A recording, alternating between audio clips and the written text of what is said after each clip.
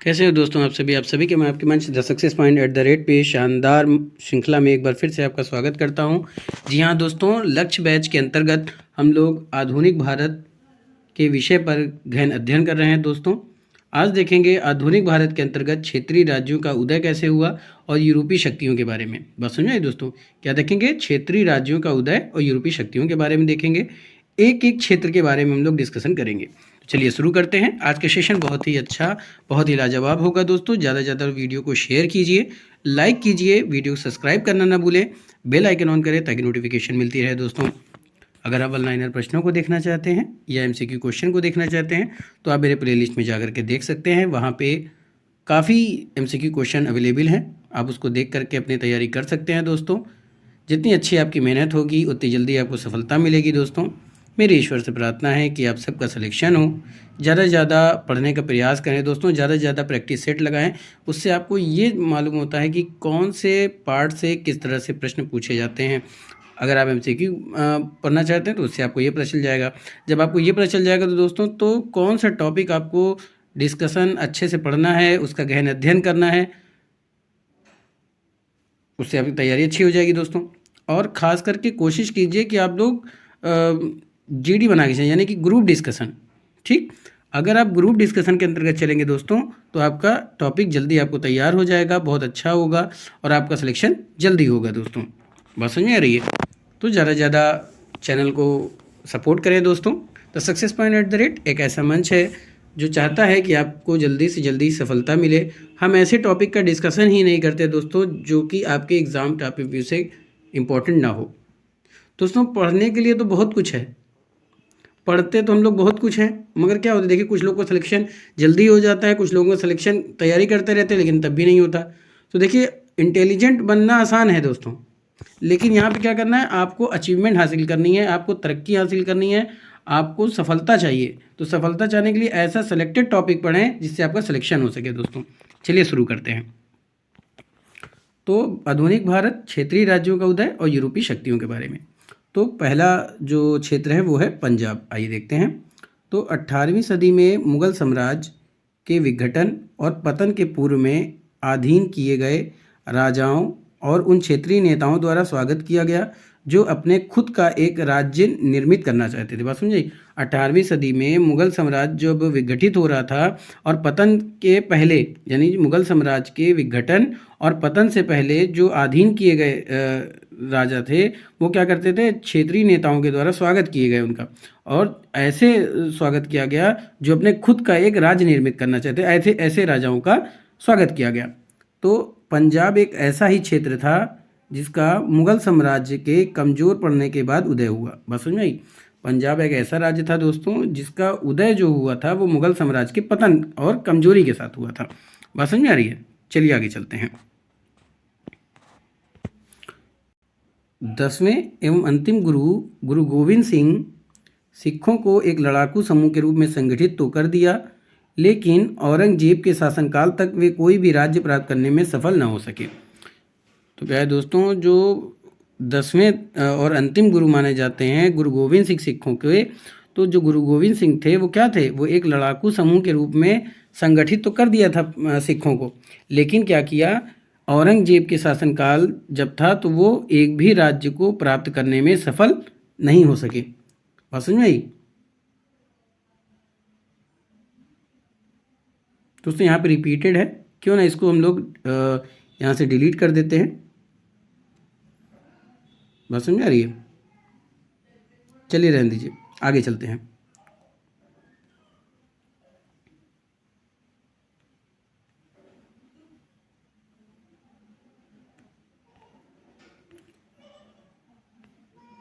तो दोस्तों आगे क्या है, उनकी मृत्यु के बाद सिखों को बंदा बहादुर यानी 1708 से 1716 ईस्वी के रूप में एक योग्य नेता प्राप्त हुआ। यानी जब वो प्राप्त ना कर सके तो उनकी मृत्यु हो गई गुरु गोविंद सिंह, और गुरु गोविंद सिंह की मृत्यु के बाद जो सिखों को जो हुआ था सिख, गुरु गोविंद सिंह के बाद कौन थे, बंदा बहादुर। उस बंदा बहादुर के रूप में एक योग्य नेता प्राप्त हुआ सिखों को, और उन्होंने बड़ी संख्या में सिखों को संगठित किया और सरहिंद पर कब्जा कर लिया। सरहिंद पर कब्जा कर लिया दोस्तों। जो बंदा बहादुर था उसने एक स्वतंत्र राज्य की स्थापना का प्रयास किया और गुरु नानक व गुरु गोविंद सिंह के नाम पर सिक्के चलवाए। यानी जो बंदा बहादुर था उसने क्या किया, एक राज्य स्थापना करने का प्रयास किया और स्थापना के बाद उसने क्या किया कि गुरु नानक व गुरु गोविंद सिंह के नाम पर सिक्के चलवाए तथा अपनी मुहर भी लगवाए और आदेश जारी किए। ठीक, उसने क्या किया कि गुरु गोविंद सिंह के नाम पर सिक्के चलवाए तथा अपनी मुहर लगे हुए आदेश जारी किए, यानी उस पर मुहर लगा दी। उसके नेतृत्व में सिखों ने मुगलों का बहादुरी पूर्वक विरोध किया और लाहौर में दिल्ली के बीच के पूर्व क्षेत्र पर जमकर लूटपाट की। ये जो बंदा बहादुर थे उसकी देखरेख में या उसकी अध्यक्षता भी आप कह सकते हैं या उसके नेतृत्व में भी आप कह सकते हैं, सिखों ने क्या किया कि मुगलों का बहादुरी के साथ विरोध किया और लाहौर से दिल्ली के बीच के पूरे क्षेत्र पर जमकर लूटपाट की। ठीक है, जमकर लूटपाट की। मुगलों के विरुद्ध अपने संघर्ष के दौरान उसे गुरुदासपुर के किले में बंदी बना लिया गया। किसको? बंदा बहादुर को। उसके बाद बंदा बहादुर और उसके समर्थक, बस समझे, बंदा बहादुर और उसके समर्थकों को दिल्ली भेज दिया गया, जहां उनके साथ अमानवीय, बस समझे रे, अमानवीय व्यवहार किया गया, यानी कि उनके साथ सम्मान व्यवहार नहीं किया गया, यानी सम्मान के साथ उन्हें कोई उनके साथ व्यवहार नहीं किया गया, उनके साथ अमानवीय व्यवहार किया गया। आगे चलते हैं दोस्तों। बंदा बहादुर के युवा पुत्र की हत्या कर दी गई और स्वयं उसे भी अनेक तरह से उत्पीड़ित किया गया और उसकी भी हत्या कर दी गई। यानी बंदा बहादुर को तो अगवा किया ही गया, अगवा क्या किया गया था दोस्तों, उसको बंदी बनाया गया था और बंदा बहादुर के युवा पुत्र की हत्या कर दी गई और कई तरह से बंदा बहादुर को उत्पीड़ित किया गया। बंदा बहादुर के समर्थक उसे सच्चा बादशाह यानी कहा करते थे। बंदा बहादुर को सच्चा बादशाह के नाम से या सच्चा बादशाह कहा करते थे। गुरु नानक और गुरु गोविंद सिंह के मतों सिद्धांतों ने लोगों के दिलों में गहरी जड़ें जमा ली थीं। सिखों ने स्वयं को धीरे धीरे एक सिख राज्य के रूप में संगठित कर लिया। बात समझ आ रही? सिखों ने क्या किया कि स्वयं को धीरे धीरे एक सिख राज्य के रूप में संगठित किया। पंजाब में नादिर शाह और अहमद शाह अब्दाली के आक्रमण के बाद उपजी व्यवस्था और संदेह की स्थिति ने सिखों को एक शक्ति के रूप में उभरने में मदद की। 1764 की बात है दोस्तों कि सिख अमृतसर में इकट्ठा हुए और पहली बार, बात समझ आ रही, पहली बार देग, तेग और फतेह नाम से शब्द जो है नाम से चांदी के सिक्के डलवाए। जो सिख थे अमृतसर में वो क्या हुए, इकट्ठा हुए, 1764 की बात है। उन्होंने देग, तेग और फतेह नाम से चांदी के सिक्के ढलवाए। बात समझ में आ रही है? आगे चलते हैं। और पंजाब राज्य में सिख संप्रभुता की ये पहली झलक थी। बात समझ में आई दोस्तों?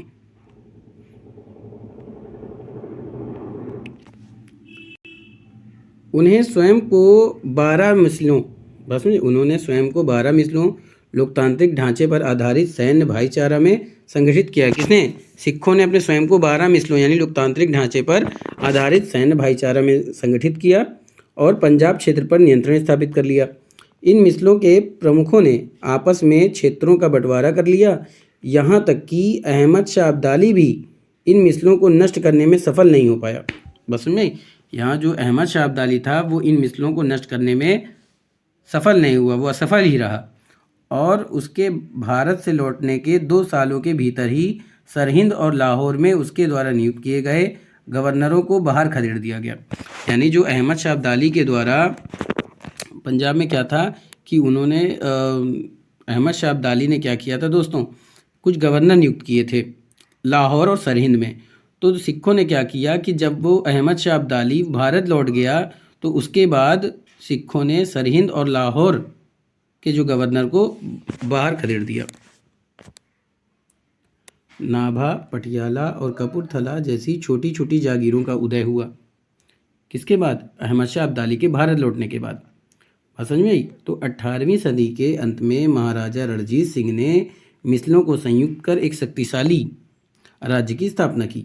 18वीं सदी के अंत में रणजीत सिंह ने जो मिसलों को संयुक्त किया था और एक शक्तिशाली राज्य की स्थापना की थी। बात समझ में आई दोस्तों? आगे चलते हैं। दोस्तों अब बात करेंगे मिसल का नाम और देखेंगे मिसल का संस्थापक कौन था। बात समझ में आई? तो पहले थे जो मिसल कौन सी थी? सिंहपुरिया मिसल। जो सिंहपुरिया मुसल्ती पे आए दोस्तों उसका जो संस्थापक था वो कौन था? नवाब कपूर सिंह। बात समझिए, कौन था? नवाब कपूर सिंह। फिर अगली मिसल कौन सी थी? अहलूवालिया मिसल।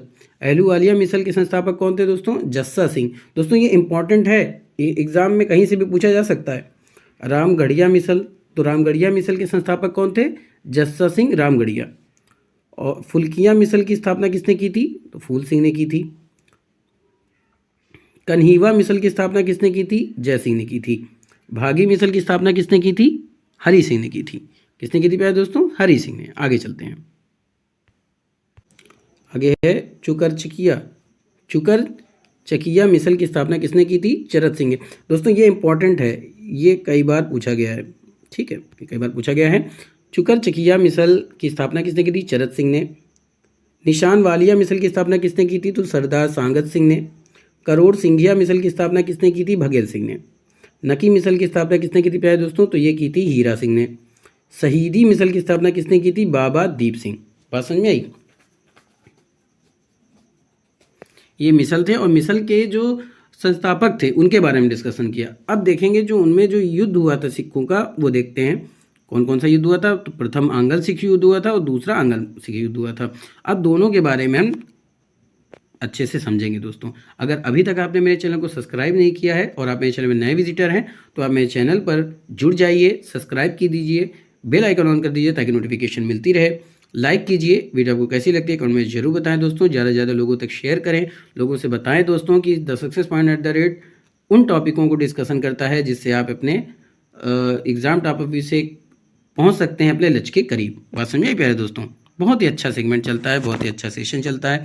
फटाफट से इस चैनल से जुड़ जाए दोस्तों। अगर आप इस चैनल से जुड़ते हैं तो डेफिनेटली आपका सक्सेस पाना तय है दोस्तों, क्योंकि हम ऐसे ही टॉपिक का डिस्कशन करते हैं। अगर आप ऑनलाइनर प्रश्नों को देखना चाहते हैं या MCQ क्वेश्चन को देखना चाहते हैं तो हम प्लेलिस्ट में देख सकते हैं। चलिए आगे चलते हैं।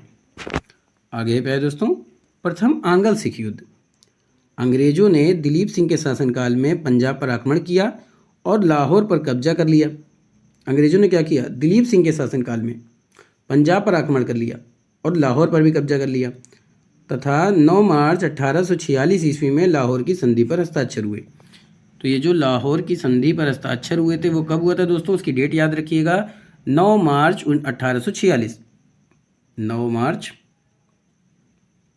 1846 को हुआ था, याद रखिएगा। बोला है युद्ध हर जाने का भुगतान न कर पाने के कारण पंजाब दरबार कंपनी को स्थानांतरित कर दिया गया। यानी कि युद्ध का हर्जाना अगर का भुगतान नहीं कर पाने के कारण जो पंजाब दरबार थी वो कंपनी को स्थानांतरित कर दी गई। कंपनी ने समझौते में प्रमुख भूमिका निभाने वाले गुलाब सिंह को कश्मीर सौंप दिया। यहाँ से क्या हुआ? गुलाब सिंह को कश्मीर सौंप दिया गया। बात समझिए दोस्तों। अगले टॉपिक पे तरफ चलते हैं जो कि है द्वितीय अंग्ल सिख युद्ध। तो दोस्तों द्वितीय अंग्ल सिख युद्ध क्या है? संधि की शर्तों और समझौतों के बावजूद पंजाब की स्थिति में कोई सुधार नहीं हुआ, जिसने द्वितीय अंग्ल सिख युद्ध का आधार तैयार कर दिया। यानी कि जो युद्ध की संधि हुई थी उसके तहत, ठीक, युद्ध की शर्तें जो रखी गई थी, संधि की शर्तें जो रखी गई थी, समझौते के जो हुए थे दोनों में, उस समझौते के बावजूद पंजाब की स्थिति में कोई सुधार ना हुआ, जिसकी वजह से द्वितीय अंग्ल सिख युद्ध का आधार तैयार हुआ। युद्ध के बाद लॉर्ड डलहौजी द्वारा पंजाब को कंपनी में मिला लिया गया और लॉरेंस को पंजाब का प्रधान कमिश्नर बनाया गया। बात समझिए दोस्तों, बहुत इंपॉर्टेंट लाइन है कि लॉर्ड डलहौजी के द्वारा पंजाब को कंपनी में मिलाया गया था और लॉरेंस को पंजाब का प्रथम कमिश्नर बनाया गया था। आगे चलते हैं। अगला जो क्षेत्र था दोस्तों, अगला क्षेत्र कौन सा था? राजपूत। आइए उसके बारे में देख लेते हैं। तो राजपूतों ने औरंगजेब की नीतियों से नाखुश होकर अपनी स्वतंत्रता की घोषणा कर दी। मुगल साम्राज्य के टूटने से संपूर्ण भारत की राजनीतिक परिस्थितियां बदल गईं। यानी जो राजपूत थे वो अंग्रेजों की नीतियों से खुश नहीं थे और उन्होंने अपने एक स्वतंत्र राज्य की घोषणा कर दी। अब यानी कि स्वतंत्र राज्य क्या दोस्तों? मतलब अपनी स्वतंत्रता की घोषणा कर दी कि हम उससे स्वतंत्र हैं। और मुगल साम्राज्य के टूटने से पूरे भारत की जो राजनीतिक परिस्थिति थी वो बदल गई। इन बदलती परिस्थितियों के कारण पूरे भारत के राजनीतिक, आर्थिक और सैन्य गठबंधनों में आमूलचूल बदलाव आ गया। यानी कुछ बदलाव आ गए। जोधपुर और जयपुर के राजाओं ने क्या किया कि उत्तरवर्ती मुगलों के काल में मुगल साम्राज्य के काफ़ी बड़े हिस्से को अपने प्रभाव में ले लिया। जब मुगल साम्राज्य टूटने लगे तो भारत की राजनीतिक परिस्थिति इसी बदल गई, जिसकी वजह से क्या हुआ कि गठबंधन में बदलाव आ गए और जोधपुर जयपुर के जो राजा थे उन्होंने उत्तरवर्ती मुगलों के काल में ही मुगल साम्राज्य की काफ़ी बड़े हिस्से को अपना लिया, यानी प्रभावित कर दिया, यानी अपने अंदर ले लिया। औरंगजेब की मृत्यु के बाद जोधपुर और जयपुर के राजा दिल्ली की राजनीति में प्रमुख भूमिका निभाने लगे। बात समझ में आई? राजनीति में प्रमुख भूमिका निभाने लगे। आगे चलते हैं। अगला है दोस्तों, औरंगजेब की धार्मिक और प्रशासनिक नीतियों से असंतुष्ट होकर मेवाड़, उदयपुर, मारवाड़, जोधपुर, आमेर, जयपुर जैसे प्रमुख राजपूत राज्य मुगल साम्राज्य से अलग हो गए। जोधपुर और जयपुर के शासकों को गुजरात और मालवा का मुगल गवर्नर नियुक्त किया गया था। बस में औरंगजेब की जो धार्मिक और प्रशासनिक नीति से नाखुश होकर मेवाड़, मारवाड़ और आमेर के जो राजपूत थे, उन्होंने क्या किया कि मुगल साम्राज्य से अलग हो गए। जोधपुर और जयपुर के शासकों को गुजरात और मालवा का गवर्नर नियुक्त किया गया।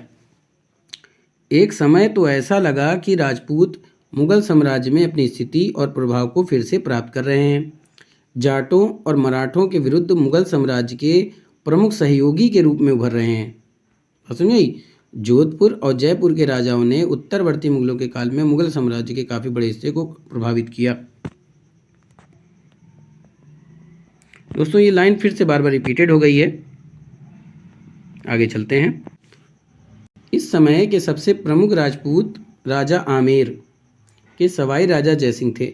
यानी जो राजपूत राजा आमेर, कहाँ के आमेर के राजा कौन थे? जयसिंह, जिन्हें पहली सूरत और बाद में आगरा का गवर्नर नियुक्त किया गया। उन्होंने क्या किया कि जयपुर जैसे सुंदर शहर की स्थापना की।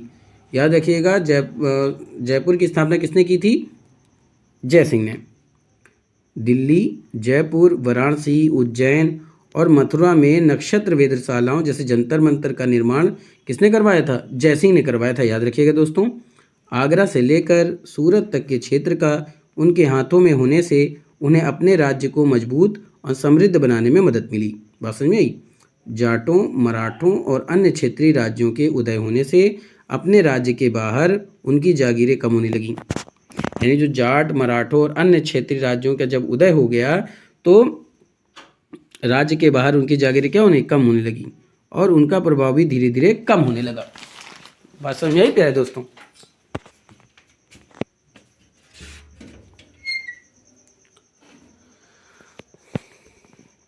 आगे चलते हैं।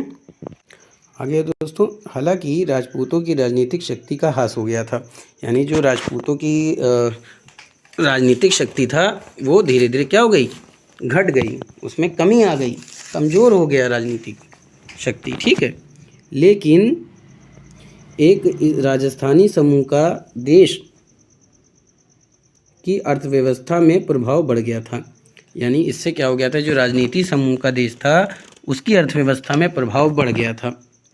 ये वे व्यापारी थे जो उस समय गुजरात, दिल्ली, आगरा के महत्वपूर्ण केंद्रों के बीच होने वाले व्यापार में शामिल थे। बात समझ में आई?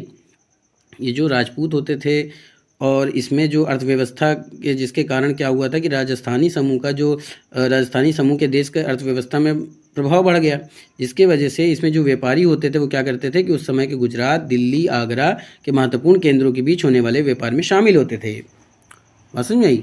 तो साम्राज्य के पतन के साथ ही इन केंद्रों का व्यावसायिक महत्व भी कम होने लगा। जब साम्राज्य क्या हुआ? धीरे धीरे पतन की तरफ बढ़ने लगा तो केंद्रों का जो व्यावसायिक महत्व था यानी बिजनेस इंपॉर्टेंस वो भी खत्म होने लगा। अतः ये व्यापारी नए केंद्र की ओर बढ़े, बंगाल, अवध एवं दक्कन में व्यापार और वाणिज्य को नियंत्रित करने लगे। यानी साम्राज्य जब पतन की तरफ चलने लगा तो केंद्रों का जो व्यावसायिक महत्व था, ठीक है, इम्पोर्टेंस ऑफ बिजनेस, वो कम होने लगा। अतः ये व्यापारी जो थे वो नए केंद्र की तरफ बढ़े, जैसे कि बंगाल, अवध एवं दक्कन। इन्होंने व्यापार और वाणिज्य को कंट्रोल करने की कोशिश की, यानी कंट्रोल करने लगे। तो दोस्तों ये था आज का महत्वपूर्ण सेशन। उम्मीद करता हूँ कि आप सबको पसंद आया होगा। दोस्तों हमारी कोशिश यही रहती है कि आप सबको एक ऐसा टॉपिक, एक ऐसा मंथ दिया जाए, मंथर समझ लीजिए कि एक ऐसा टॉपिक दिया जाए जिसको पढ़कर आप अपना सिलेक्शन अचीव कर सकें। दोस्तों the success point at that का लक्ष्य है आपकी सफलता। अगर आप the success point at that से जुड़ते हैं दोस्तों तो डेफिनेटली आपको कुछ ना कुछ सीखने को ज़रूर मिलेगा दोस्तों, और आप यकीन मानिए कि आपका सिलेक्शन होगा दोस्तों। मेरी ईश्वर से प्रार्थना है कि आप सबका सिलेक्शन हो। फिर मिलेंगे इसी जुनून के साथ, तब तक के लिए जय Hind, wish you all the best. मंजिलों से चलकर बेहतर मंजिलें तलाश कर, मिल जाए दरिया तो समंदर तलाश कर, यूं तो टूट जाते हैं पत्थर के चोट से शीशे, पत्थर ही टूट जाए ऐसे शीशे तलाश कर। थैंक यू दोस्तों, wish you all the best.